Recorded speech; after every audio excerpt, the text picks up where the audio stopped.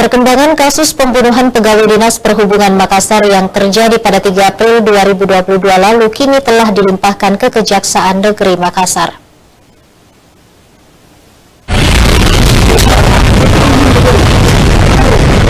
Satreskrim Polrestabes Makassar telah melimpahkan kasus pembunuhan pegawai Dinas Perhubungan Kota Makassar yang terjadi pada 3 April 2022 lalu ke Kejaksaan Negeri Makassar Kamis sore kemarin. Pelimpahan tersebut dilakukan setelah pemeriksaan tersangka dan pengumpulan barang bukti yang dilakukan penyidik Satreskrim Polrestabes Makassar dinyatakan lengkap oleh Jaksa Penuntut Umum Kejaksaan Negeri Makassar.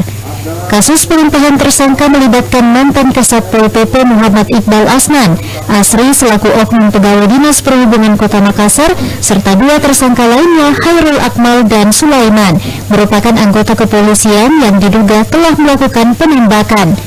Kasat Reskrim Polrestabes Makassar AKBP Ronald Simanjuntak menjelaskan, kasus yang menewaskan pegawai Dinas Perhubungan Kota Makassar telah dilimpahkan dan di tahap kedua akan langsung oleh Kasipidum Kejari Makassar.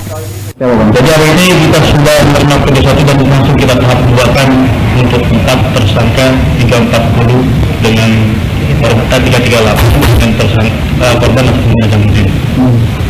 Ya kasus yang kasus penembakan. Ya. Kalau untuk prosesnya seperti apa bang? Sampai tahap kedua ini bisa dijelaskan? Prosesnya? Tahapannya seperti apa bang? Ya pasti mulai dari tahap penyidikan, kemarin kita kirim ke tahap 1, masih ada beberapa keterangan kita lengkapi sampai dengan keterangan ahli, dan hari ini sudah dinyatakan lengkap oleh Ibu Kasipidum.